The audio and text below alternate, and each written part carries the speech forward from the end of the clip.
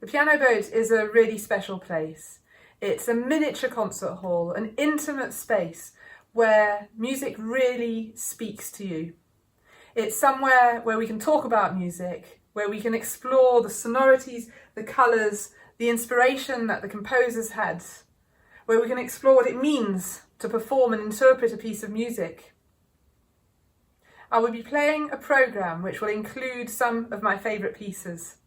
I'll be starting with Haydn's last piano sonata. It's a sonata he wrote when he came to London in 1794. A piano that he discovered in London was a Broadwood piano, and he really wrote this sonata to explore all the new sounds, sonorities, and actually the new notes, because Broadwood had added notes to this keyboard, making it even richer, even more interesting. This is one of Haydn's happiest sonatas. It starts really simply in C major, just an arpeggio. And what he does with this arpeggio is situate it in completely different musical worlds. So we will have an extract that sounds like this.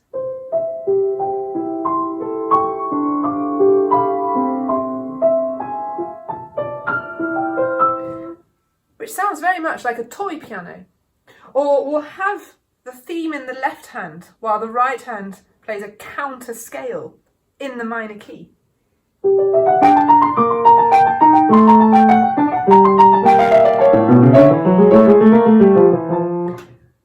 And so forth. So this very simple C major arpeggio becomes the basis of an entire sonata movement.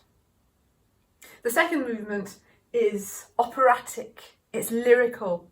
It's Haydn exploring the sounds of this beautiful new Broadwood piano. And something that's very specific to the Broadwood is that it uses pedals.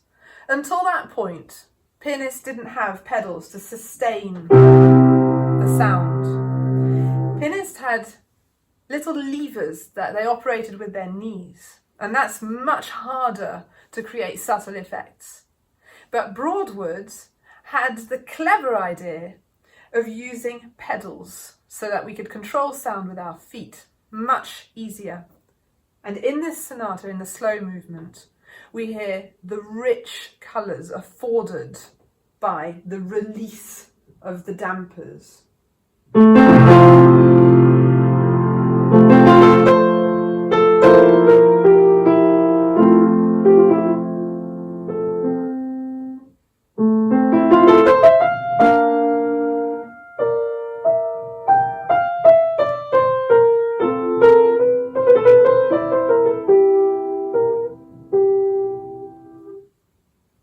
And he finishes with a musical joke.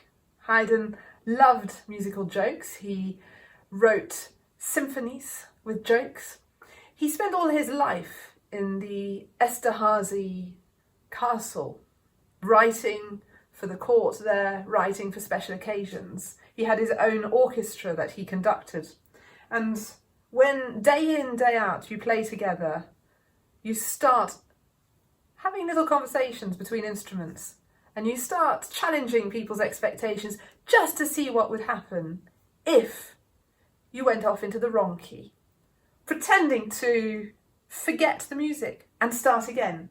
And is that the end or is that not the end? And so we finish with this final capricious movement. I will also be playing pieces by Chopin, his F minor ballad,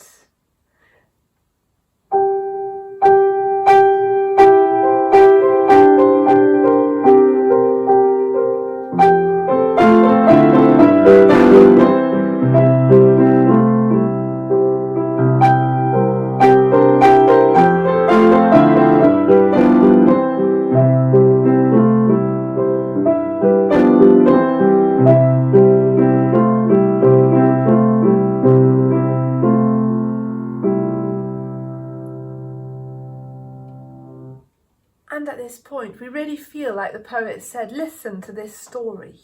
once upon a time.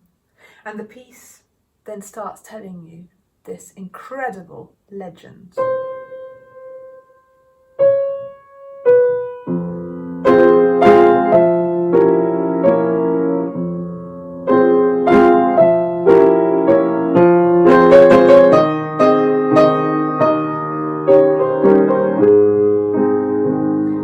And we have this haunting theme, using these chromatic notes, just circling around this C.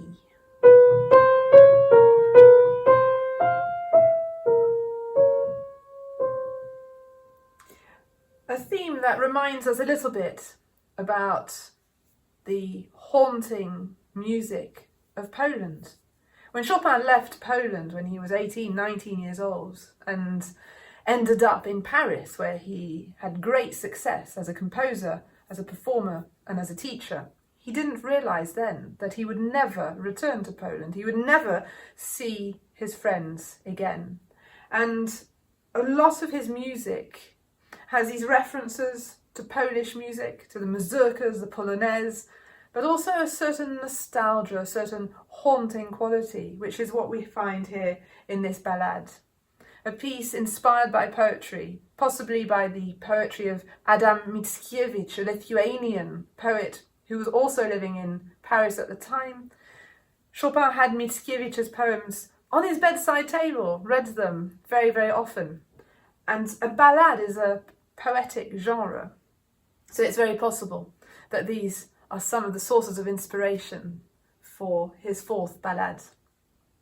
I'll also be playing some French music and some Claude Debussy, pieces which all have stories. In particular, the prelude, The Sunken Cathedral.